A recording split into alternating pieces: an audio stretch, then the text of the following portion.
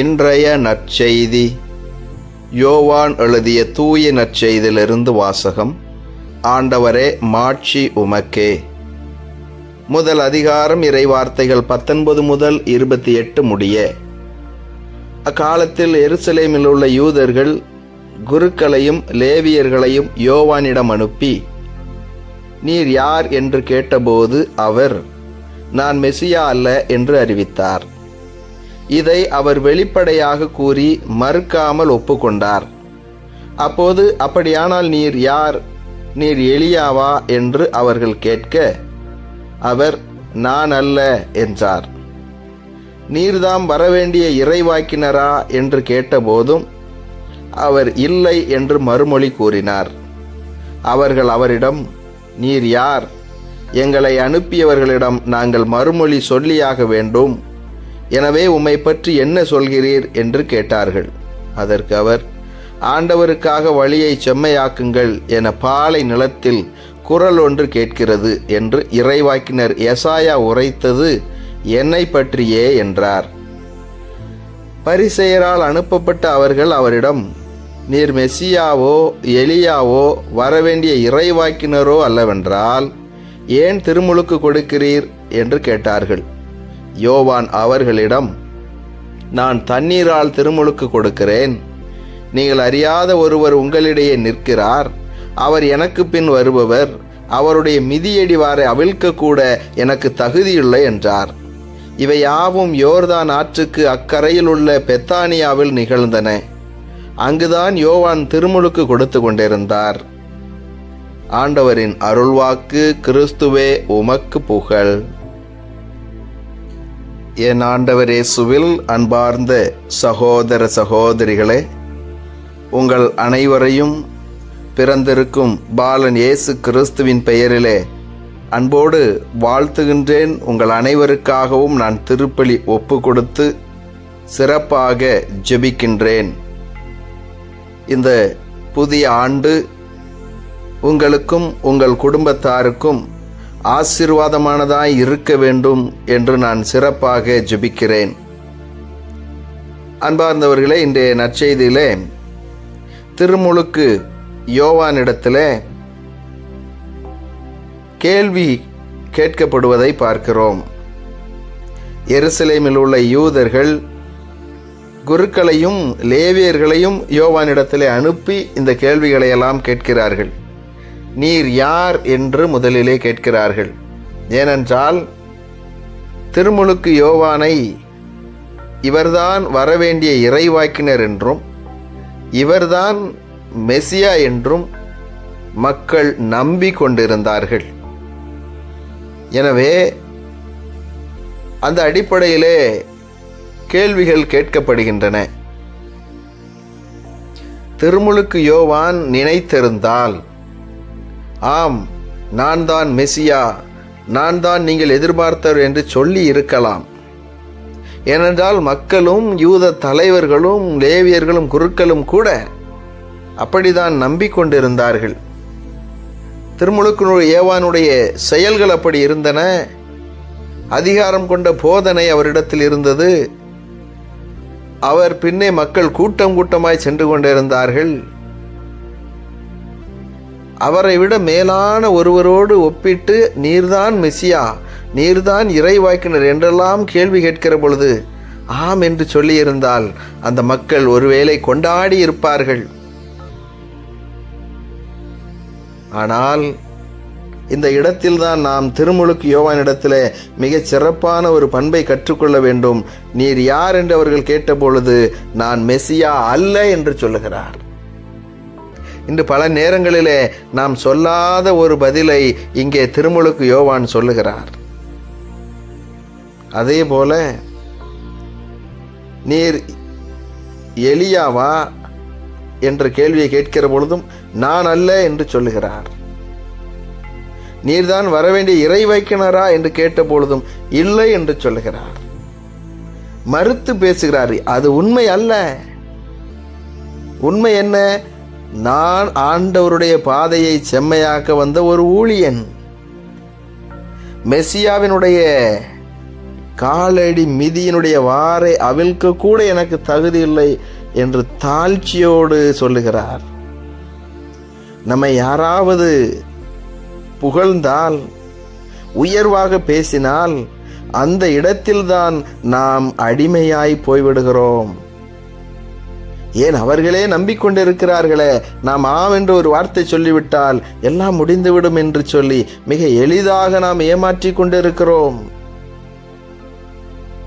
ஆனால் இங்கே திருமுழுக்கு யோவான், அவர் ஒரு நேர்மையாளர், அவர் ஒரு நீதிமான், ஒரு இறைவாக்கினருக்குரிய துணிவோடு நான் இல்லை என்று சொல்லுகிறார்.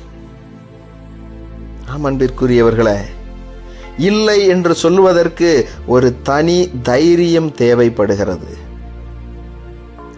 நான் அல்ல, அது அப்படி அல்ல, இல்லை என்றெல்லாம் மறுத்து பேசுவதற்கு துணிவு வேண்டும். இன்று பல நேரங்களிலே நமக்கு மேலான அதிகாரத்தில் இருப்பவர்கள் நம்மிடத்திலே ஏதாவது உதவி கேட்டால் அவர்களிடத்திலே இல்லை, முடியாது என்று நம்மால் சொல்ல முடியவில்லை. பயப்படுகிறோம். அவர்கள் என்ன நினைப்பார்களோ என்று பயந்து கொண்டு முடியாத காரியத்தையும் முடியும் என்று சொல்லி பின்பு அந்த சுமை தாங்காமல் நாம் உடைந்து போய்விடுகிறோம், சோர்ந்து போய்விடுகிறோம். என் அன்பிற்குரியவர்களே, ஆண்டவருடைய வார்த்தை சொல்லுகிறது, உங்களுடைய பேச்சு ஆம் என்றால் ஆம் என்றும் இல்லை என்றால் இல்லை என்றும் இருக்கட்டும். அது யாராக இருந்தாலும் உங்களால் முடியவில்லை என்று சொன்னால் இல்லை என்று சொல்லுங்கள். ஒருவேளை அதை சொல்லுவதற்கு உங்களுக்கு கடினமாக இருக்கலாம். ஆனால் அந்த உடனேயே நீங்கள் அப்படி சொல்லிவிட்டால் அவர் வேறு ஏதாவது ஒரு முறையிலே, வேறு ஏதாவது ஒரு நபரிடத்திலே அதை கொண்டு உதவி கேட்கலாம். நம்மால் முடியவில்லை, ஏன் நாம் நடித்து கொண்டு அப்படி சொல்ல வேண்டும்? பின்பு உறவிலே விரிசல் ஏற்படக்கூடும். எனவே இன்று திருமுழுக்கு யோவானிடமிருந்து இல்லை என்று சொல்லுவதற்கு நாம் கற்றுக்கொள்வோம். அன்பிற்குரியவர்களே, இது எதிர்மறையான வார்த்தை அல்ல. நம்முடைய திறமை நமக்கு தெரியும். என்னால் இதை செய்ய முடியும் என்றால் செய்ய முடியும், இல்லை என்றால் இல்லை என்று சொல்லுங்கள். பல நேரங்களில் பெண்கள் இப்படித்தான் மாட்டிக்கொள்ளுகிறார்கள், அடிமைப்பட்டு போய்விடுகிறார்கள். இல்லை என்று எப்படி இந்த பக்கத்து வீட்டு நபரிடத்திலே சொல்லுவது? இதோ என்னுடைய தலைவர், எனக்கு வேலை கொடுப்பவர், அவர் கேட்கிற பொழுது முடியாது என்று எப்படி சொல்லுவது? அன்பிற்குரியவர்களே, உங்களுடைய உறவினராக இருந்தாலும், உங்களுடைய முதலாளியாக இருந்தாலும், யாராக இருந்தாலும் உள்ளதை உள்ளபடி பேசுங்கள். ஆம் என்றால் ஆம் என்றும், இல்லை என்றால் இல்லை என்றும் சொல்லுங்கள். அதற்கு அடுத்து வரக்கூடிய எல்லா வார்த்தைகளும் சாத்தானிடமிருந்து வருகிறது என்று இறை வார்த்தை சொல்லுகிறது. திருமுழுக்கு யோவானைப் போல தாழ்ச்சியோடு இருக்க கற்றுக்கொள்ள வேண்டும். அதே போல இதோ மெசியா உங்கள் நடுவே இருக்கிறார் என்று சுட்டி காண்பிக்கவும் நாம் தயாராக இருக்க வேண்டும். நம்முடைய பிள்ளைகளுக்கு, நம்முடைய உறவுகளுக்கு, நம்மோடு இருப்பவர்களுக்கு இதோ மெசியா என்று நாம் சொல்லிக் கொடுப்போம், சுட்டி காண்பிப்போம், தாழ்ச்சியோடு இருப்போம். ஆம் என்றால் ஆம் என்றும், இல்லை என்றால் இல்லை என்றும் திருமுழுக்கு யோவானைப் போல சொல்ல கற்றுக்கொள்ளுவோம். இயேசுவுக்கே புகழ், மரியே வாழ்க. மன்றாடுவோமாக. எங்களுக்காக இந்த மண்ணுலகத்தில் பிறந்திருக்கும் இயேசு பாலனே, உம்மை போற்றி புகழ்ந்து உம்மை ஆராதிக்கிறோம், உமக்கு நன்றி செலுத்துகிறோம். இந்த புதிய ஆண்டை கொடுத்ததற்காக நன்றி ஆண்டவரே. இந்த நாளிலும் நீரே எங்களுக்கு உதவி செய்ய விரைந்து வாரும், எங்களோடு தங்கும். இதோ இந்த நாளிலே தங்களுடைய திருமண நாளை, பிறந்த நாளை கொண்டாடக்கூடிய பிள்ளைகளையும், இன்னுமாக எங்களிடத்தில் ஜெப உதவி கேட்டிருப்பவர்களையும் நிறைவாக ஆசீர்வதிப்பீராக. ஆண்டவரே, இதோ இந்த நாளிலே திருமுழுக்கு யோவானைப் போல நாங்களும் தைரியமாக ஆமென்றால் ஆமென்றும், இல்லை என்றால் இல்லை என்றும் சொல்லும்படியான மனநிலையை, பக்குவத்தை நீர் எங்களுக்கு கொடுப்பீராக. பல நேரங்களில் ஆண்டவரே, நாங்கள் உள்ளத்தில் நினைத்ததை சொல்ல முடியாமல் அடிமையாய் இருந்திருக்கிறோம், பாவத்திற்கு எங்களை உட்படுத்தி இருக்கிறோம். எங்களை மன்னியும், எங்களை மன்னியும் ஆண்டவரே. மன தைரியத்தை கொடும். சோர்ந்து போய் இருக்கக்கூடிய எங்களை நீர் கை தூக்கி விடும் ஆண்டவரே.